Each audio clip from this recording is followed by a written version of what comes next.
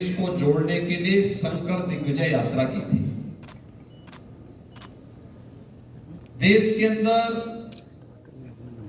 अलग अलग क्षेत्रों में ये धार्मिक यात्राएं निकल करके लोगों की सुप्त चेतना को जागरूक करने, समाज को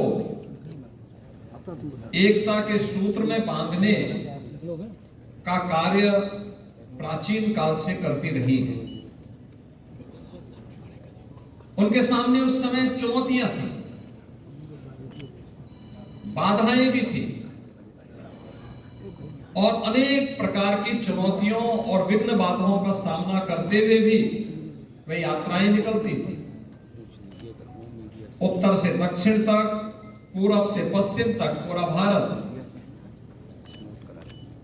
आदिकाल से ही एक सांस्कृतिक इकाई के रूप में रहा है। लेकिन जब राजनीतिक इकाइयां अलग अलग भी रही होंगी, तब भी इन धार्मिक यात्राओं में कोई प्रतिबंध लगाने का कोई दुस्साहस नहीं करता था, क्योंकि ये भारत की सनातन आस्था के साथ जुड़ी हुई यात्राएं थी और इन्होंने सदैव समाज को एकजुट होकर एकता के सूत्र में बांधने का और अखिल भारतीय एकात्मता का संदेश सदैव दिया है। और मैं देख रहा हूं कि भारत और नेपाल के सीमावर्ती क्षेत्रों को उसी एकता के सूत्र के साथ जोड़ने का एक अभिनव प्रयास आज से 5 वर्ष पहले नेशनल मेडिकोज ऑर्गेनाइजेशन ने इस लखनऊ में प्रारंभ किया था। 2019 में जब यात्रा प्रारंभ हुई होगी, उस समय एक उत्साह था, लोगों में उमंग था कि कैसे होगा, जानने की उत्सुकता थी। यह उस समय था जब professor MLB Bhatt ji KGMU के VC हुआ करते थे। KGMU देश का सबसे बड़ा चिकित्सा संस्थान है और उस समय मैंने भी उनको इस बारे में कहा था कि हमें बलरामपुर सरदेव अटल बिहारी वाजपेयी जी की कर्मभूमि रही है, प्रारंभिक कर्मभूमि रही है और एक वहां के लोगों के मन में अटल जी के प्रति एक आत्मिक लगाव है। तो क्या KGMU का कोई सैटेलाइट सेंटर हम बलरामपुर जिले में बना सकते हैं? उन्होंने प्रयास भी प्रारंभ किया और उस दौरान जब बातें सामने आई बॉर्डर क्षेत्र की, वहां के लोगों की स्थितियों के बारे में, तो राष्ट्रीय स्वयंसेवक संघ के मार्गदर्शन में NMO ने इस यात्रा को महाराजगंज से लखीमपुर तक के इस विस्तृत भूभाग में निकालने का निर्णय लिया। यह वह क्षेत्र है जहां सीमावर्ती क्षेत्र में सीमा के प्रहरी के रूप में थारू जनजाति निवास करती है। थारू जनजाति दोनों ओर है, भारत में भी है और नेपाल की ओर भी है। साथ साथ एक तरफ उनकी गरीबी और बदहाली एक चुनौती और दूसरी तरफ वहां पर बढ़ रहे कुछ नौधनाट्य, यह भी अपने आप में एक चुनौती है, राष्ट्रीय सुरक्षा के लिए गंभीर चुनौती बन गया। आप आश्चर्य करेंगे, ये समाज के दबे कुचले वे लोग हैं जिन्हें कभी ब्रिटिश कालखंड में 1905 से लेकर के 1920 के बीच में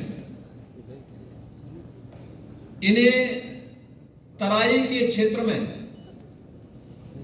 महाराजगंज में, सिद्धार्थनगर में, बलरामपुर में, गोंडा में, बहराइच में, लखीमपुर खीरी में, गोरखपुर में और अन्य जनपदों में तराई के क्षेत्र में जंगल लगाने के लिए ब्रिटिशर ने उन्हें वहां बसाया और कहा कि तुम जंगल लगाओ, इसकी सुरक्षा करो, तुम्हें कोई मानदेय नहीं मिलेगा, लेकिन इतनी लैंड तुम्हें वहां पे खेती बाड़ी करने के लिए देंगे।